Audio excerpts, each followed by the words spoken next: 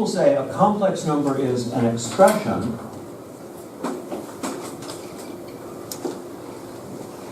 A plus BI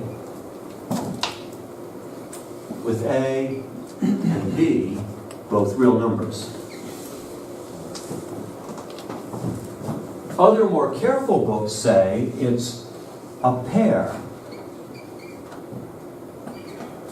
AB, with A and B, both real numbers. Here they define addition and multiplication in the obvious way, which is easy to see in this notation. Here they define addition and multiplication in the way that matches that one. They treat this as if it was A plus BI. And then they add explicitly, we identify R with its image in C. Well, no real number is an expression of this form. And no real number is a pair like that, intermediate Frankel foundations. So they say something that's, well, it's either false or it needs some explanation that they haven't given.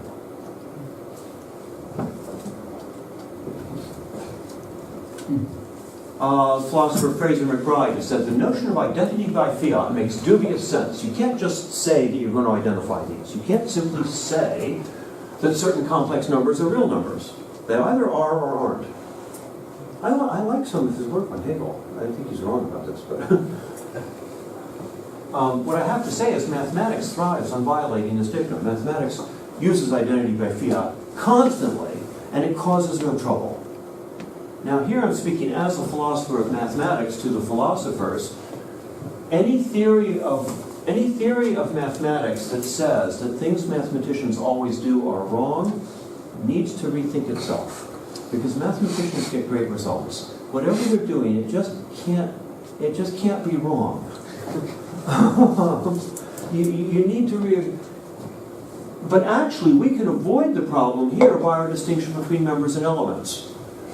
Now, first of all, in categorical set theory, we talk this same way. But it's not simply false that the real numbers are complex numbers. Because remember, everything is only defined up to isomorphism anyway. We're going to construct, they construct the naturals have a canonical inclusion into the integers, which have a canonical inclusion into the rationals, a canonical inclusion into the reals. Everybody gets this. In ZFC, these aren't really elements of that. This isn't really a subset of Z. Z isn't really a subset of that, unless you apply some other trick like the one Landau did, where he says after every step I'm now going to redefine what I said before. You either have to do a trick or those aren't actually set inclusions. That's not a problem for us in ETCS because nothing is actually a set inclusion for us in ETCS. It's all up to isomorphism. But what we do is we regard all these as not merely sets, but as subsets of R. These are all monic functions. These are all monic functions R. Regard them as subsets of R. Now, from that point of view, the members of these subsets, precisely as I defined them, are elements of R. And let's regard them all as subsets of R, so this is the maximal subset of R. The members of these are identical. They're all elements of R. They're all the same now. Every member of this is an element of R, and so on these foundations, regarding these as subsets of R, they have exactly the same members. They don't have the same elements. Now there is that cost. Remember, no two sets have an element in common on our foundation. Because elements of one set are functions did, elements of another are functions to another. No two sets share any common elements. But all these subsets, these are all subsets, and the members of this are all members of that, which are all members of that, which are all members of that. On the one hand, I want to say to Fraser, you're wrong. Identity by fiat makes perfectly good sense. But I've actually got a little formalism here that once you've accepted the difference between members and elements, I don't think it solves this problem because I don't think you had a problem. But if you had a problem, this solves it.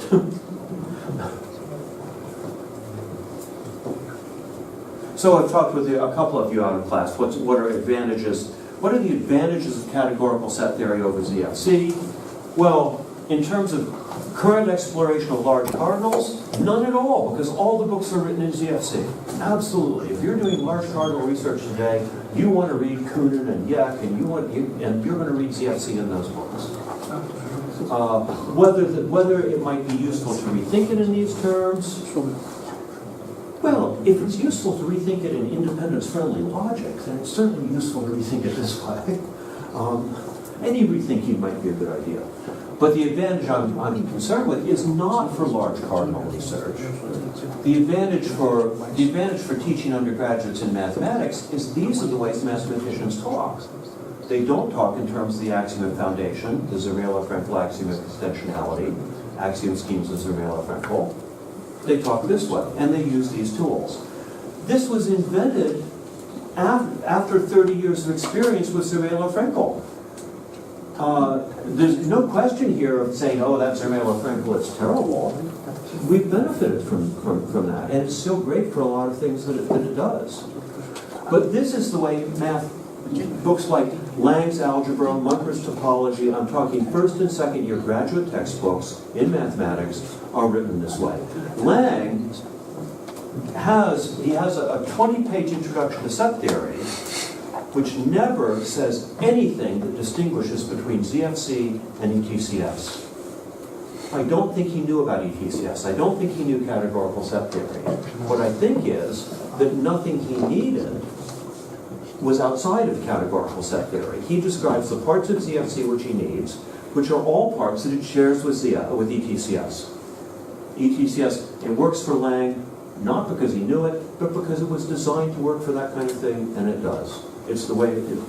Now, in terms of comparison with ZFC, well, that's another topic that I don't think we need to get to. We do handle sets, of course. Now, but notice the elements of sets here are not sets. So sets of sets, we can't, well, I'll say this, but how do we talk about sets of sets? Well, as math books normally do, a set of subsets of a given set is a subset of its power set. Now that we have, that's easy. We have power sets. And so we can talk about all the different numbers of an element of that power set. A set of unrelated sets is an index set. Oh, I haven't even given the axiom of choice yet. And math books normally describe it this way. What an index set, as they say,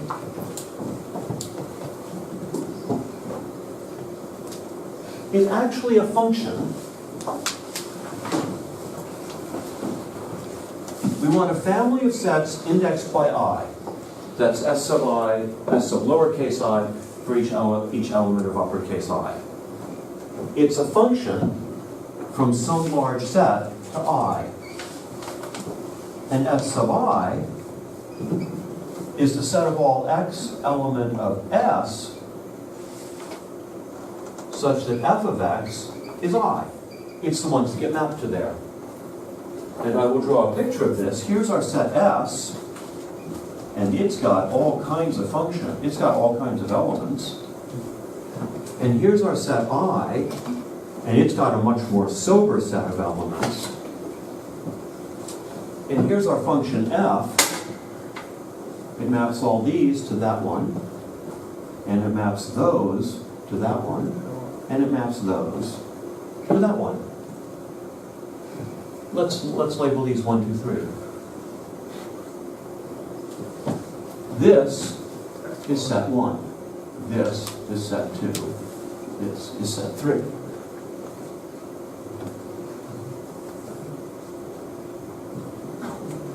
So this is how we deal with general sets of sets, a set of unrelated sets.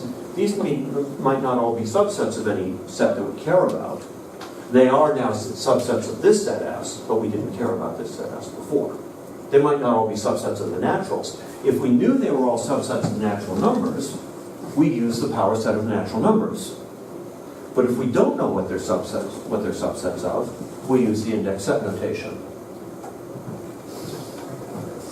And what does the axiom of choice say? The axiom of choice says, if you've got a set of sets and they're all non-empty, then you can pick out one from each set.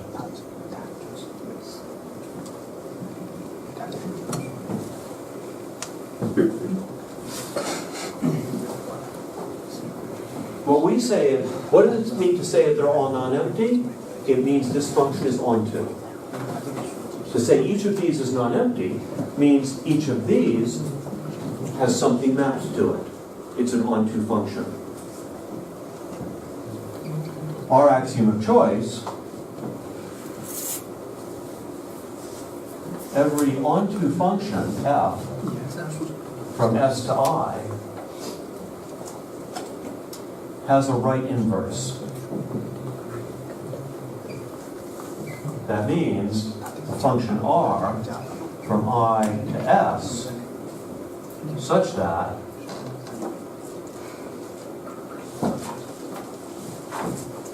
if you do F after R, you get the identity on I. What does that mean? To say you pick something out here means if you go over and then do F, you get back here. If you go over and then do F, you get back here. You go over and you get back here. It's a right inverse. Now, it doesn't have to be an isomorphism. It would be an isomorphism if each was inverse to the other. Our axiom of choice, we say every onto function has a right inverse. Math books have been putting the axiom of choice this way since at least Kelly's topology in 1955. It's just mathematicians don't want to talk about the arbitrary ZFC notion of a set of sets because there's complications. I've been very aware as I introduce these things to you that there's more complications than I would ideally like there to be. But there's complications on every foundation. And the mathematicians, this is how they formulate axiom of choice for the most part, because it's what they want. Yes, every epoch function has at least one right inverse. Here I called it C, there I wrote it as R. And this is a picture of why that's the axiom of choice.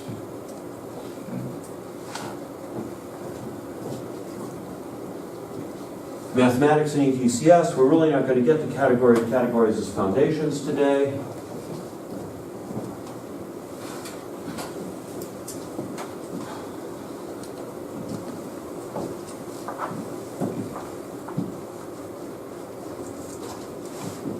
The ETCS axioms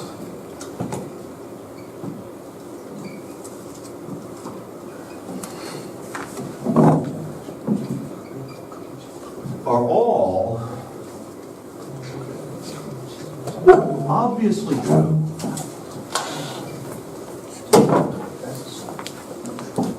in CFC if you interpret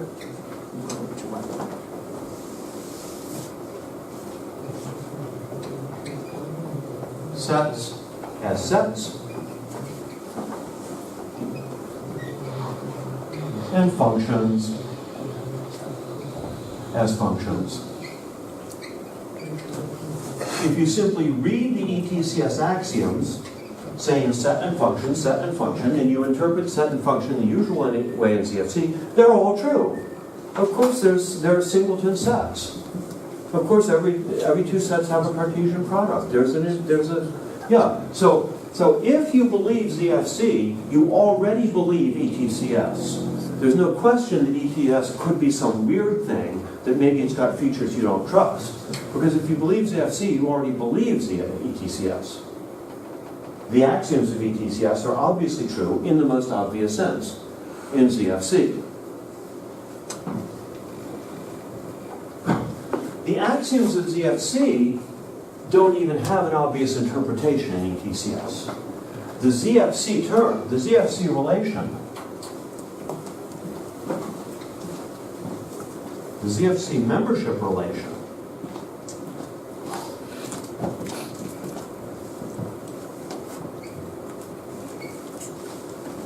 epsilon has no interpretation.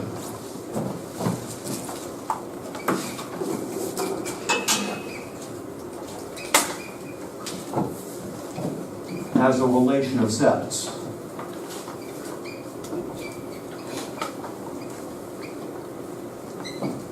In ETCS, there is no obvious. On the other hand, you could take ZFC and extend it by definitions for function. And now you could look at the theorems of ZFC that only use the language of functions. So they never say x is an element of y. They only say f is a function from x to y. So this will be a fragment of ZFC. The fragment of ZFC that's stated by only talking about functions. That fragment is interpretable in ETCS, and it is stronger than ETCS. The ETCS axioms do not prove as much as ZFC. The whole of ZFC is interpretable in ETCS not as talking about sets, but as talking about trees. I guess what I'm saying now is mostly for people who are fairly familiar with ZFC. You know the idea of the transitive closure of a set. You know the Mistovsky collapsing lemma. Trees that have certain ordered theoretic properties, that is, they're extensional and well-founded, all are the membership tree relation on some transitive closure. So we can, instead of talking about, we can talk about, in ETCS, we can talk about trees that are extensional and well-founded. We have a perfectly good theory of extensional well-founded trees. And if you've got enough set theory to interpret the Mistovsky collapsing lemma, that's the same as talking about sets in ZFC. So over a fairly weak set theory, all the same things can be said in both ETCS and ZFC, but the interpretation of this in ZFC just takes sets as sets, functions as functions.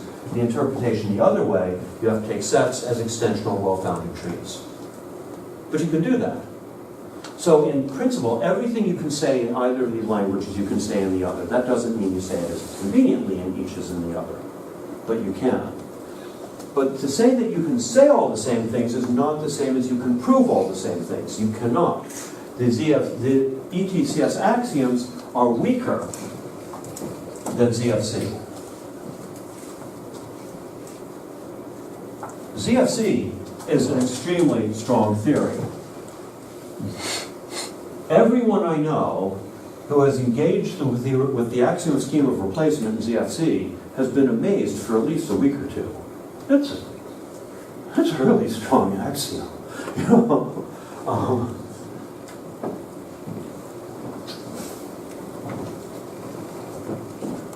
They are interinterpretable. That is, they can say and prove all the same things as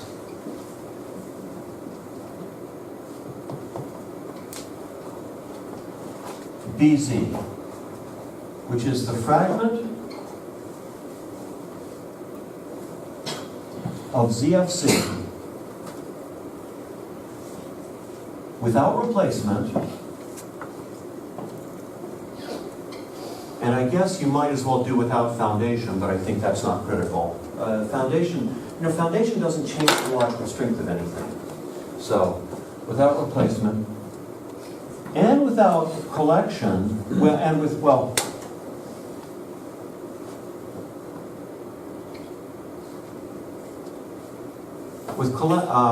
I don't call it collection, separation. The separation axiom only for bounded formulas. That's what the B is there for, bounded formulas.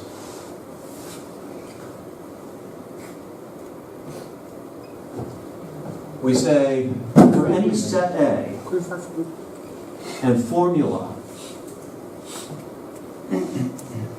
phi x with one free variable x, there is a set of all x element of A such that phi x. That's Zermelo's separation axiom scheme. We don't say that every formula determines a set. That leads to a set of all sets that don't contain themselves. But we do say every formula determines a subset of any given set. Once you've got a set to take a subset of, you can do that. But now I want to allow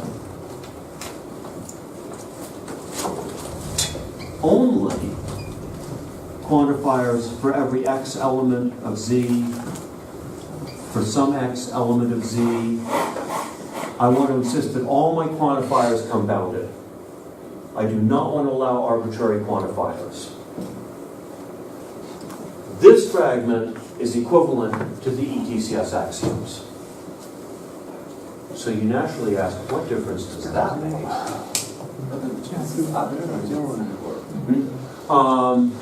Well, yeah, except that I want x to be the only free variable, so these things have to have been bound somewhere earlier in the formula.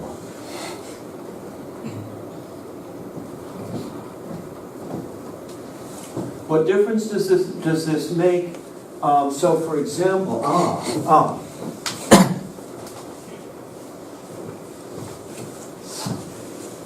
so we can prove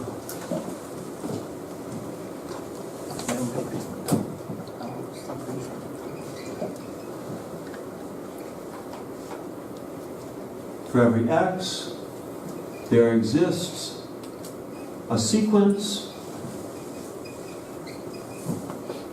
x, 2 to the x, 2 to the 2 to the x.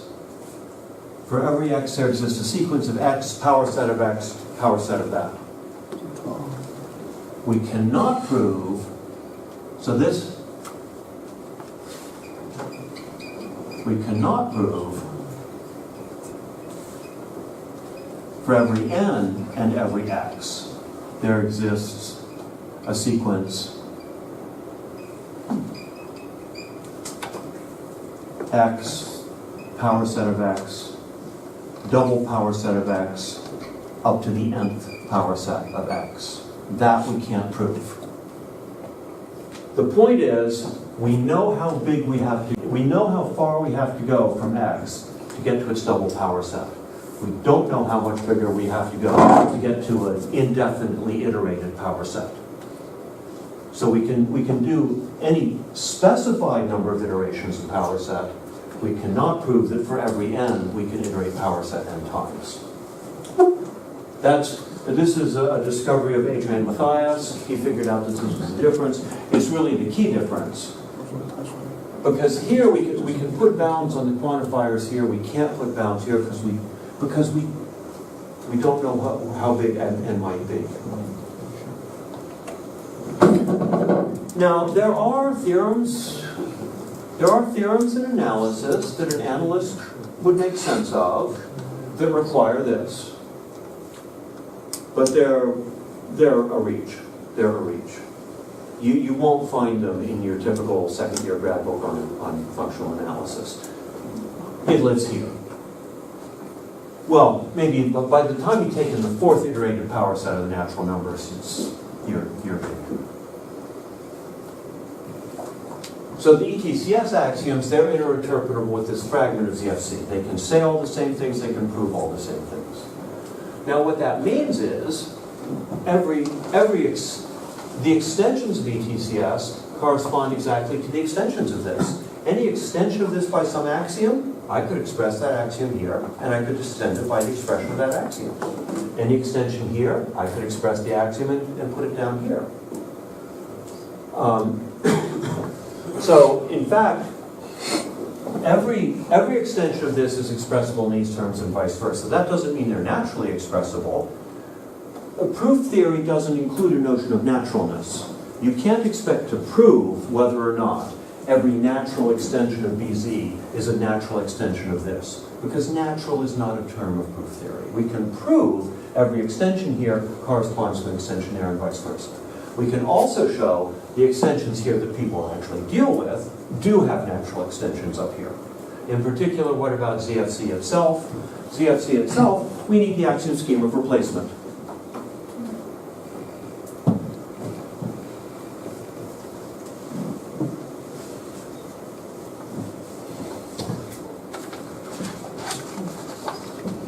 And how do we state that?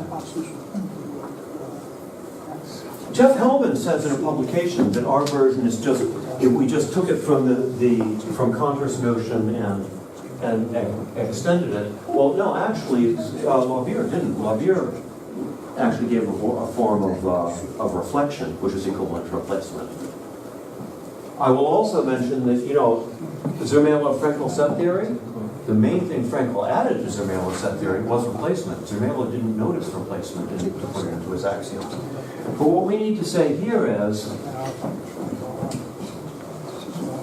for every relation, for every formula,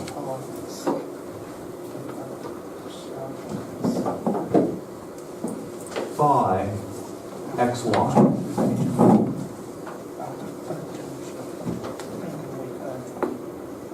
such that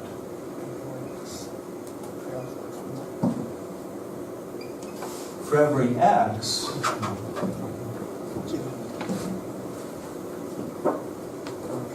let's see, so for every x, y, and z, phi x, y, and phi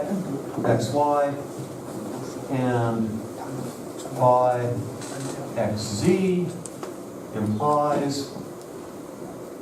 that y is isomorphic to z.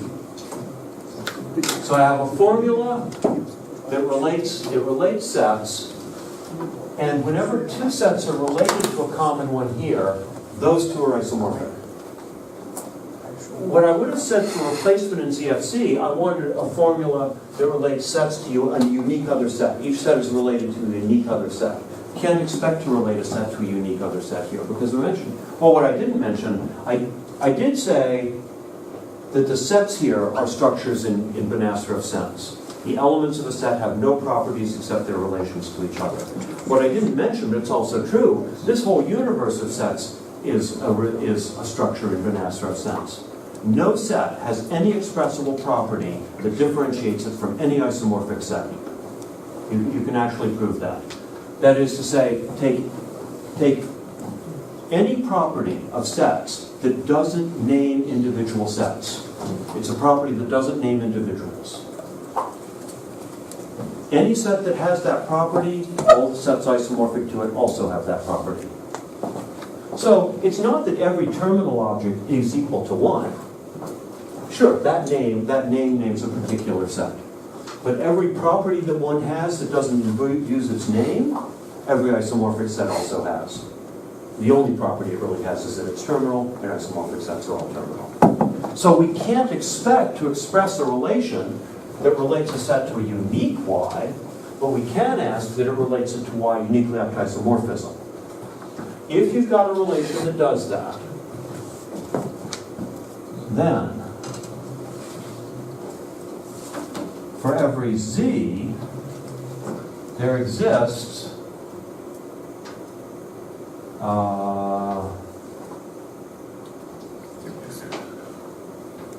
yes,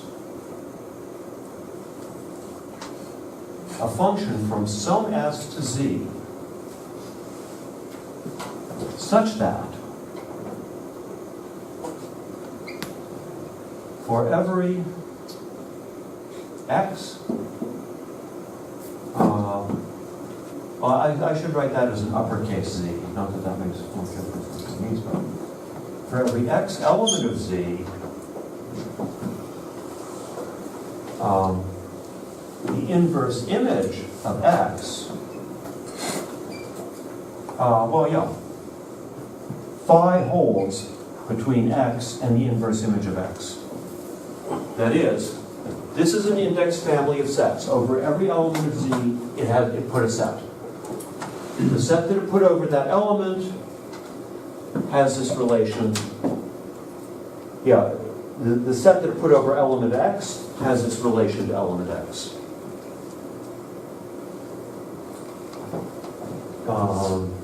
Wait.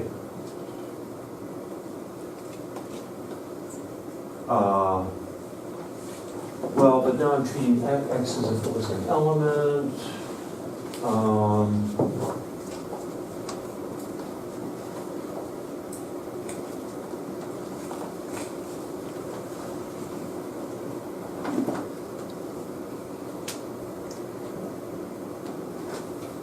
I've got it. No. Right. Here, x. X is not a set. X is an element of some set.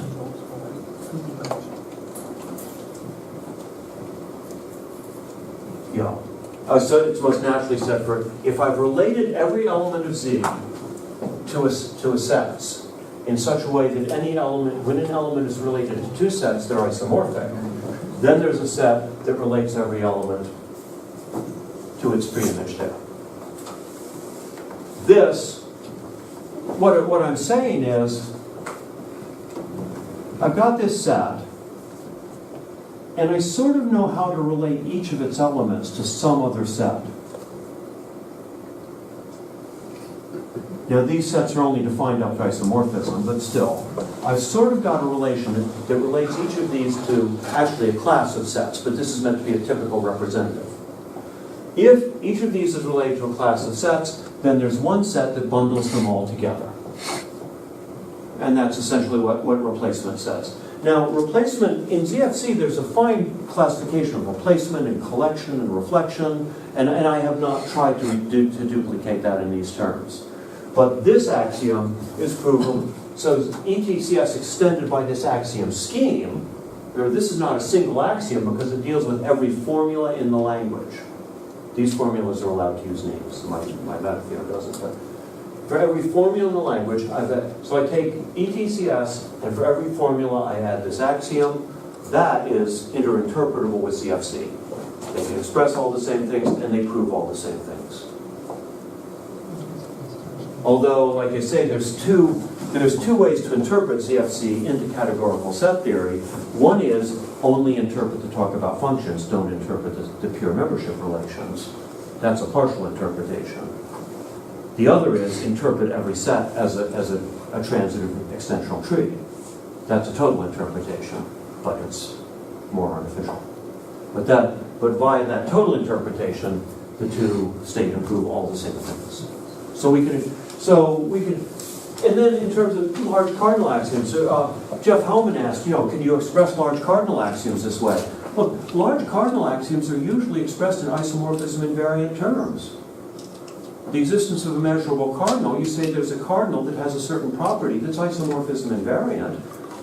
That statement translates directly into ETCS. Not only can it be done somehow, it's in the part of set theory that only talks about functions. So it's immediately in ETCS. Even among the set theorists, you try to give isomorphism invariant definitions because they're going to be easier to work with. So, yeah.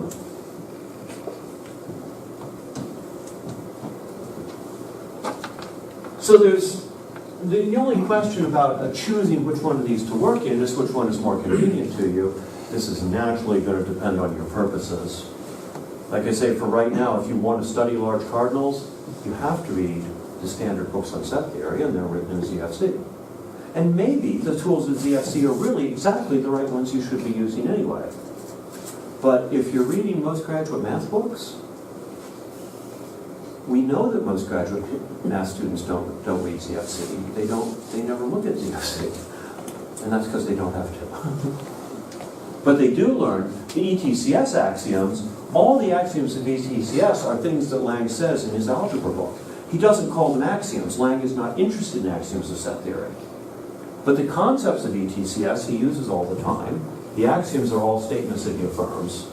ETCS is the math that he's actually using. I take him as an example. It's entirely possible that he heard of ETCS because he was friends with Peter Fry, who heard about ETCS from the start. He might have heard of it. It's extremely unlikely that he was interested. Peter Fry does not remember him being interested, doesn't remember if he ever mentioned it. But that's all the better for my argument if he never heard of it. He copied it because it's the way. Yeah. So I'm guessing. Yeah.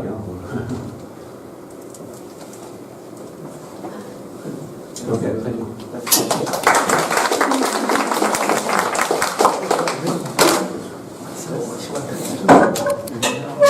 Nice questions during break, and that was real helpful. And oh yeah, oh no, I think.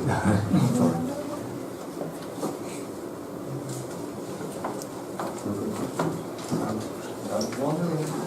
Well, it's not really a question, but kind of, Yeah. yeah. So is there a kind of comparison table for CFC and ETCS? Like, okay, so here is set in CFC, and here is maybe here is anti-set in CFC, and here is what the correspondent thing in ETCS, and here is. I think it would be too routine. Once you get used to these ideas, it's very clear. Yeah, but for beginners. Yeah. Well, maybe. I'll tell you, I took a modern dance class once. Because you should do things you're not very good at. I'm not good at modern dance. I took a modern dance class. And there were a group of women who'd been studying ballet since they were like 4 years old. And they all thought, I'm skilled at ballet, I'm going to be great at this. And the truth is, their ballet training would have done them a whole lot of good in modern if they'd been able to let go of it for a little while. Yeah. But because they sat in class and tried to say, what's this in ballet? What's this in ballet? They never did the modern. So it's really better to not to try to learn this by translating constantly. Your skill in CFC will absolutely translate into skill here if you let it go for a little while and learn this in its own terms.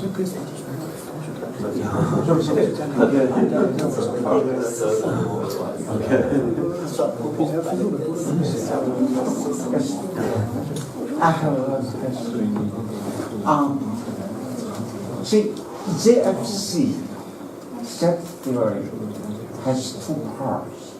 One is syntax, one is semantics.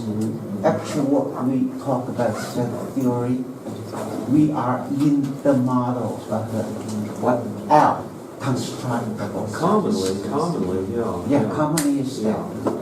Of course, we have other models. Yeah. Now, by using this point of view, similarly look at ETCS. Yeah. Can it be also contain two parts? What is the syntax part? Well, and the semantics. You can duplicate the construction of the constructible sets here.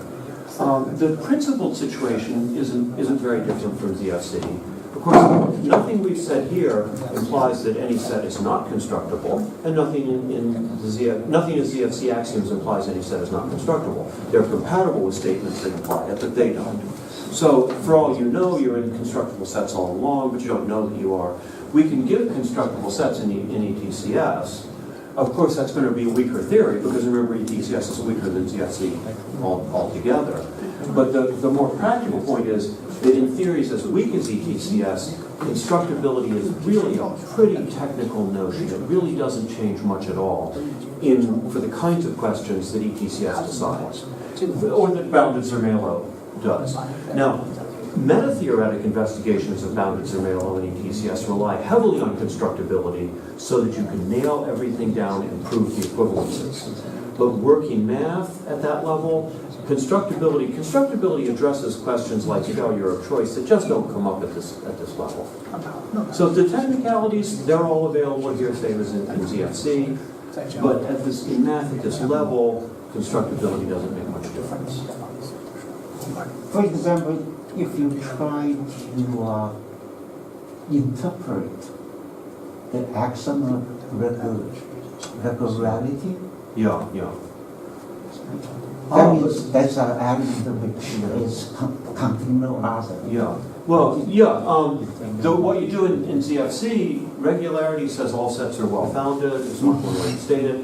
You can certainly talk about the well-founded sets, and all the axioms are true if you interpret them into, the axiom there's an empty set. Well, yeah, there's an empty well-founded set. For any two sets, there's a pair. Well, it's true, for any two well-founded sets, there's a well-founded pair. So you go through and you show that the inner model of well-founded sets verifies all the axioms, which shows you that the well-founded axiom does not increase the consistency strength. That if the theory without it is consistent, so is the theory with it, because the theory with it can be interpreted in the theory without it. That's not very much like constructibility, because a well-founded set need not be constructible at all. It's a little bit like it here in that set theory books, they often say this. I forget who all says it, but lots of them say, when they introduce the axiom of regularity, they say this is the one axiom that's never used in mathematics. It's only used in model theory of ZF. And it's crucial to the model theory of ZF. You do not want to do forcing on a theory that doesn't have regularity. You want well-founded models. Well, they know something about non-well-founded models, but what they know is odd. But yeah, regularity, it doesn't really affect mathematics at this level. Constructibility doesn't really affect mathematics at this level either. Although, I've become aware as I spent more time in logic, when you're dealing with weak theories, when you're trying to show interpretability of weak theories, you almost always want to restrict yourself to the constructible fragment. You always want to show the constructible part of this theory is interpretable in the constructible part of that theory. You use constructibility all the time for that kind of thing, but that's for technical meta-theoretic proofs. It's not, constructibility really doesn't come into the kind of math that most people are interested in. So can I say that they are like JFC syntax and semantics? Just mathematician make it. Yeah. Oh yeah. And Yeah. Zermelo, I they mean, make that. Zermelo is famous now for Zermelo-Frankel set theory, but he was known for other things too. I mean, in terms of mathematicians in the sense of doing other math, yeah, Zermelo did. Frankel certainly did other stuff. Von Neumann, who contributed, was all over math. Yeah. It's just that when I'm talking about foundations to be used in working mathematics, we're drawing on 100 years of history after Zermelo-Frankel axioms were finalized. And what we can say is in that 100 years, graduate math books don't really use the distinctive features of Zermelo-Frankel. Did they use the distinctive features of ETCS? Actually, I've already said it has no distinctive features. It's a fragment of ZF. It's the fragment of ZF that only talks about functions. So, you might say Lang just uses a common ground between the two, but ETCS is contained in ZFC. The common ground is ETCS. So, like the question you asked them, what is mathematics made of? So that's made of ETS. Well, One yeah. of them. Well, yeah, ETCS, we never say what the elements of any set are. We just say how many it has. Yeah, yeah. In CFC, they tell you what they are in this kind of odd way, in that they're all built up out of the empty set. But Thank you. I understand.